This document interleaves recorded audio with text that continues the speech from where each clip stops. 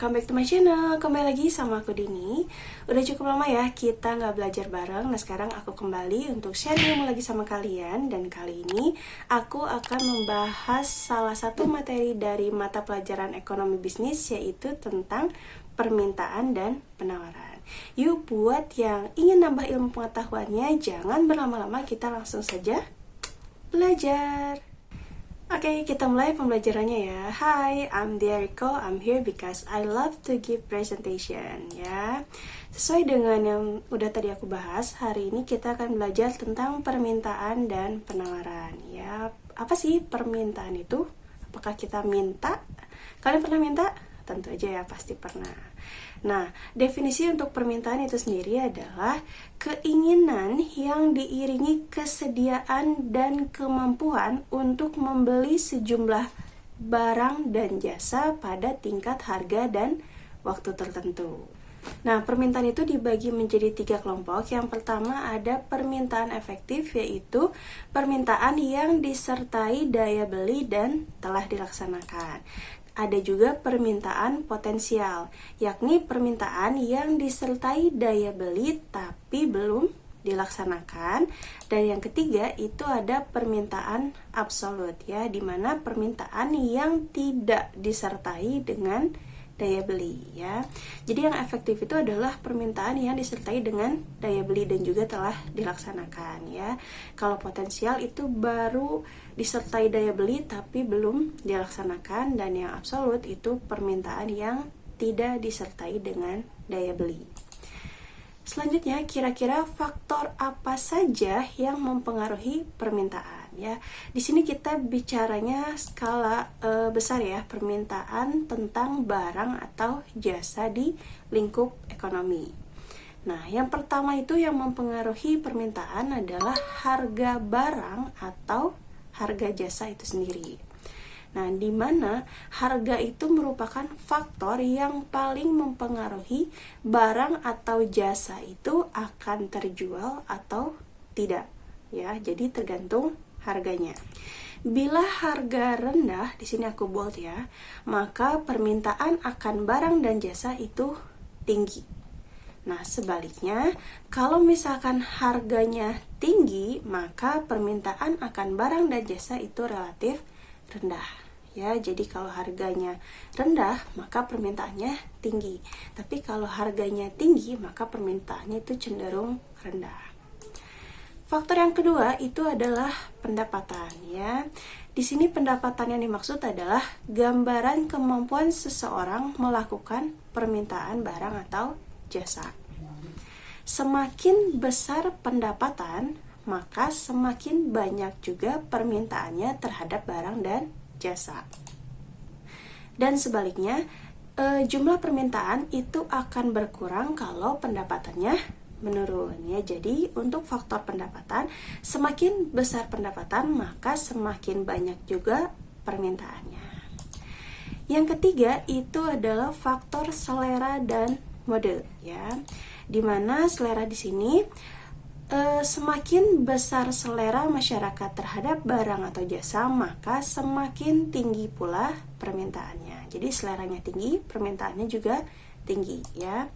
Kemudian untuk mode, semakin terkini, semakin up to date mode yang diikuti barang atau jasa, maka semakin tinggi pula permintaan. Jadi kalau modenya makin kekinian, maka itu akan meningkatkan permintaan ya.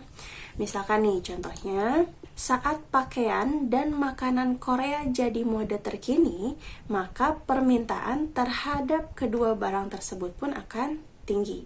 Nah, kan sekarang lagi booming ya tentang negara Korea, mulai dari K-dramanya, mulai dari K-popnya. Nah, jadi karena lagi mode, lagi tren, maka permintaan akan barang-barang yang berbau Korea itu akan meningkat atau tinggi gitu ya.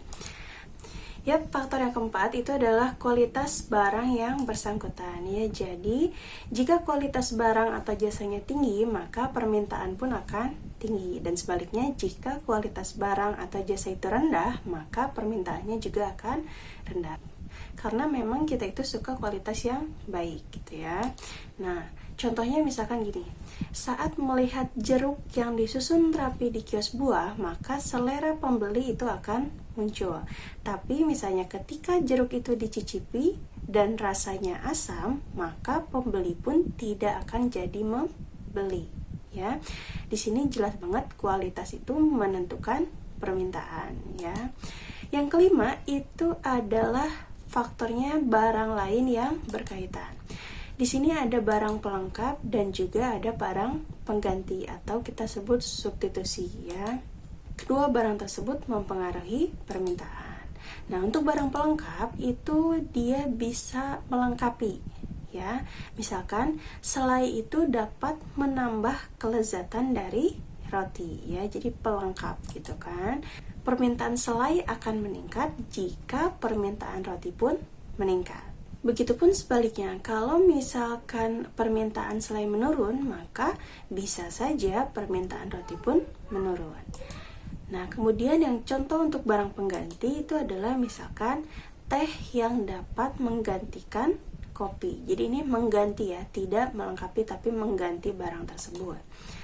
Bila harga teh lebih murah dari kopi, maka permintaan kopi akan menurun karena pembeli itu akan lebih suka teh ya. Nah, sebaliknya juga kalau misalkan harga teh itu ternyata lebih tinggi dari kopi, maka permintaan kopi akan naik gitu ya. Yang keenam, itu faktor yang mempengaruhi permintaan adalah ramalan masa yang akan datang. Jadi prediksi gitu ya. Nah, contohnya misalkan harga minyak itu diramalkan akan naik di masa yang akan datang, misal di 2 bulan ke depan gitu ya. Nah, maka masyarakat itu akan melakukan pembelian minyak secara berlebihan pada saat ini ya, karena dikhawatirkan 2 bulan lagi akan naik. Nah, ini artinya permintaan akan minyak itu naik karena ada ramalan di masa yang akan datang. Nah, sekarang ada yang disebut dengan hukum permintaan. Gimana sih bunyinya? Kalian ingat-ingat ya. Semakin tinggi harga suatu barang atau jasa, akan semakin kecil jumlah permintaannya terhadap barang atau jasa tersebut. Dan sebaliknya, semakin rendah harganya, akan semakin besar jumlah barang atau jasa yang diminta. Harga naik, permintaan turun. Harga turun, permintaan naik. Gitu intinya ya. Nih, di sini aku kasih contoh tabel dan kurva permintaan supaya kalian bisa lebih menganalisis makna atau maksud dari hukum permintaan tadi ya.